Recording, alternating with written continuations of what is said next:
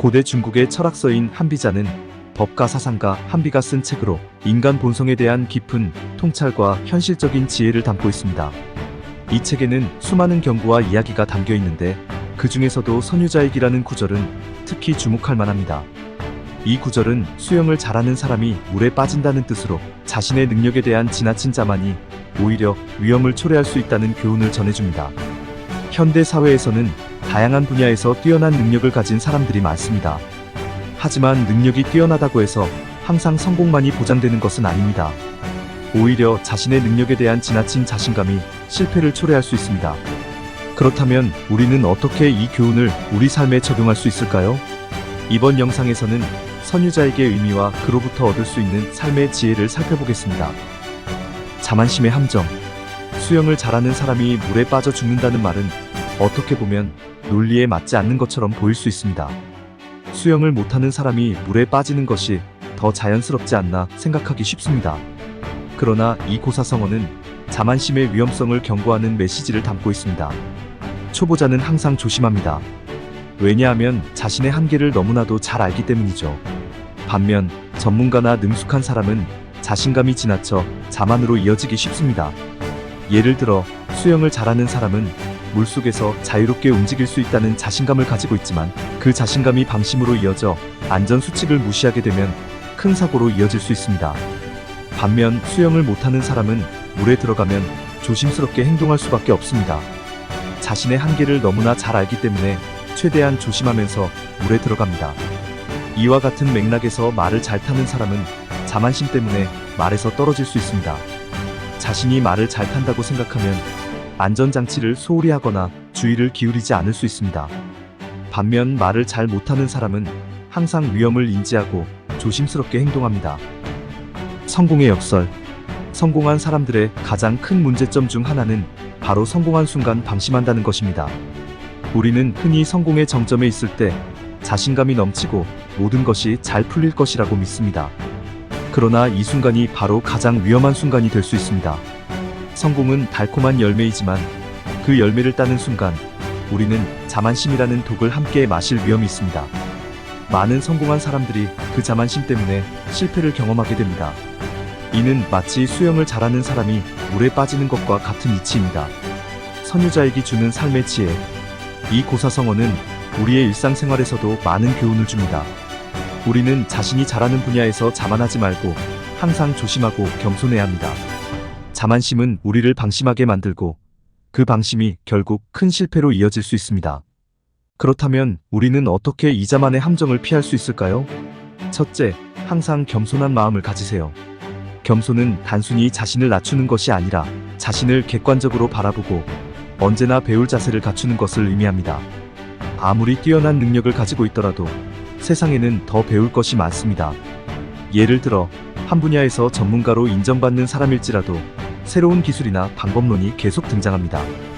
겸손한 마음을 가지면 새로운 지식을 받아들이고 자신의 부족한 점을 인정하며 끊임없이 성장할 수 있습니다. 겸손은 또한 타인과의 관계에서도 중요한 역할을 합니다. 겸손한 태도는 다른 사람들에게 긍정적인 인상을 주고 협력과 조화를 이루기 쉽게 만듭니다. 다른 사람의 의견을 존중하고 그들의 경험과 지식을 배우려는 자세는 팀워크를 강화하고 더 나은 결과를 만들어냅니다. 둘째, 기본에 충실하세요. 기본은 모든 것의 기초입니다. 기본이 탄탄해야 그 위에 더 복잡하고 발전된 기술을 쌓을 수 있습니다. 예를 들어 운동선수들은 기본기를 철저히 연습합니다. 축구선수는 기본 패스와 드리블을 반복 연습하고 음악가는 기본 스케일과 연주법을 꾸준히 연습합니다. 이러한 기본기가 탄탄해야 경기나 공연에서 실수를 줄이고 최고의 퍼포먼스를 발휘할 수 있습니다. 기본에 충실하다는 것은 또한 일상적인 루틴과 규칙을 지키는 것을 의미합니다. 예를 들어 건강을 유지하기 위해 규칙적인 운동과 식습관을 유지하는 것이 기본입니다. 이러한 기본적인 생활 습관이 건강을 지키는 데 큰 도움이 됩니다. 셋째, 꾸준히 노력하세요. 자만은 우리가 더 이상 노력하지 않아도 된다는 착각을 불러일으킵니다. 그러나 실제로는 끊임없는 노력이 있어야만 지속적인 성장을 이룰 수 있습니다. 예를 들어 한번 시험에 합격했다고 해서 공부를 멈추면 그 지식은 금방 사라질 수 있습니다. 지속적인 복습과 새로운 지식을 쌓는 노력이 필요합니다. 꾸준한 노력은 또한 우리의 능력을 유지하고 발전시키는 데 필수적입니다. 예를 들어 마라톤 선수는 하루라도 훈련을 게을리하면 체력이 떨어질 수 있습니다. 꾸준한 훈련과 노력만이 그들의 성과를 유지하고 더 나은 기록을 세우게 만듭니다. 넷째, 자신을 객관적으로 평가하세요. 자신을 객관적으로 평가하는 것은 자기 자신에 대한 냉철한 분석을 의미합니다. 자신의 강점과 약점을 정확히 파악하고 필요한 부분을 개선하는 것이 중요합니다. 이를 위해서는 자신을 과대평가하거나 과소평가하지 않고 있는 그대로의 모습을 인정해야 합니다. 또한 주변의 피드백을 받아들이는 태도가 필요합니다. 다른 사람의 피드백은 우리가 미처 인식하지 못한 부분을 깨닫게 해줍니다. 예를 들어 직장에서 상사나 동료의 피드백은 우리의 업무 능력을 향상시키는데 큰 도움이 됩니다. 피드백을 받아들이고 이를 바탕으로 개선하려는 노력이 필요합니다.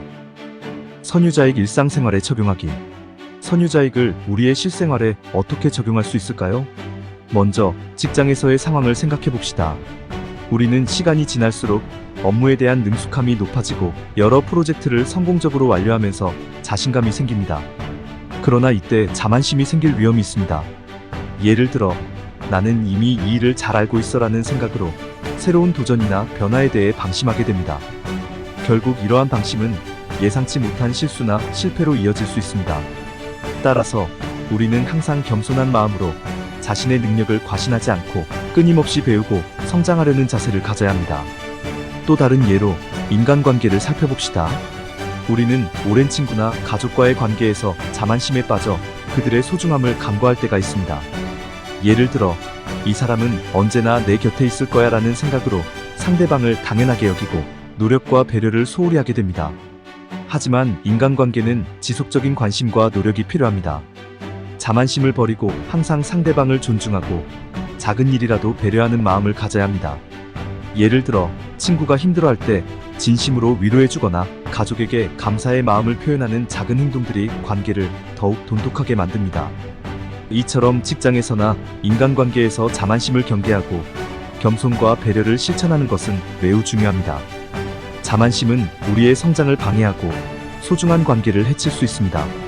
선유자익이라는 고사성어를 통해 자만심을 경계하고 겸손과 배려를 실천하는 자세가 얼마나 중요한지 깨달을 수 있습니다.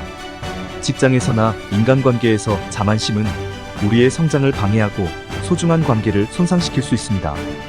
따라서 우리는 항상 자신의 능력을 과신하지 않고 끊임없이 배우고 성장하려는 마음가짐을 가져야 합니다. 또한 친구나 가족과의 관계에서도 상대방을 당연하게 여기지 않고 지속적인 관심과 배려로 소중함을 표현해야 합니다. 이러한 태도는 우리를 더 나은 사람으로 성장하게 할 뿐만 아니라 주변 사람들과의 관계를 더욱 돈독하게 만듭니다. 결국 자만심을 버리고 겸손과 배려를 실천하는 삶은 우리에게 더 큰 성공과 행복을 가져다 줄 것입니다.